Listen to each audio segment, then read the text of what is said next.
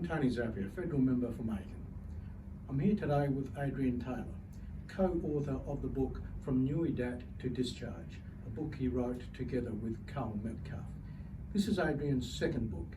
It's about his experience and his understanding of the Vietnam War as someone who had personally participated in it.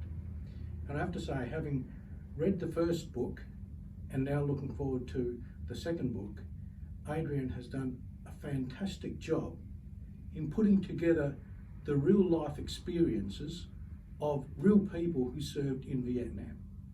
For anyone who wants to know what it was really like to be in Vietnam during the war period, this book will open their eyes up in a way that nothing I have read previously has done.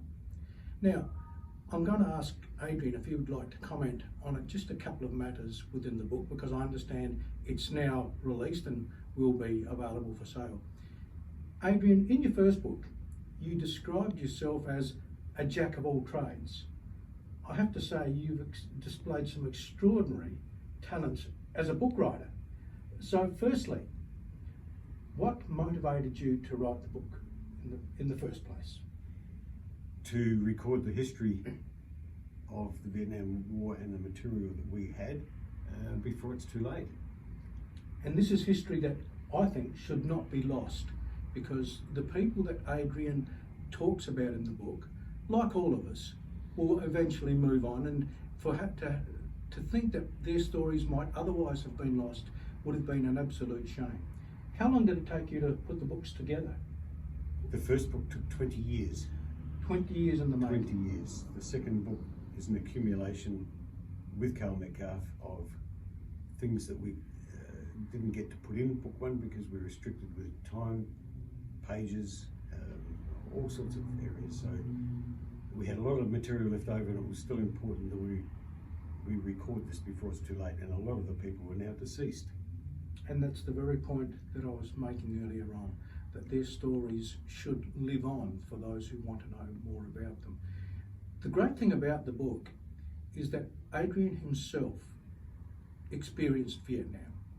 So when he hears a story, he can detect whether it sounds true or whether it doesn't, whether there's more that he needs to follow up and the like. And I think it enables him as an author to use his personal understanding of the situation in Vietnam to compile a book that accurately reflects what it must have been like and how the war affected those people that served. Adrian, do you have any plans of doing a third book? No, I don't think I'll last that long. Well, you've done very well, and then can I say I haven't met Karl, but obviously he's put in a lot of time into this book as well. Absolutely, absolutely. He helped me greatly with the first book. Karl's from interstate. Yes, he's the one who's done all the compiling of the second book. And there hasn't been a formal launch of this book because of the COVID-19 restrictions that we are all facing right now. But putting that aside, there will be other opportunities to formally promote the book. And can I urge anyone who wants to know more about Vietnam, who wants to get behind the scenes and into the minds of the very people who were there, to buy the book and have a read of it. Adrian, is there anything else you would like to say in respect to the book or your own experience? No, other than the fact that we have had comments that there is a lot of material in this book that has never been recorded in any other Vietnam War history diaries, whatever. It's expanded into large areas that are virtually untouched.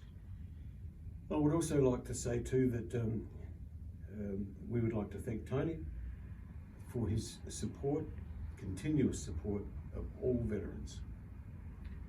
Adrian, I've had a long association with the Vietnam veterans in this part of Adelaide, and I have the utmost respect and admiration for each and every one of them.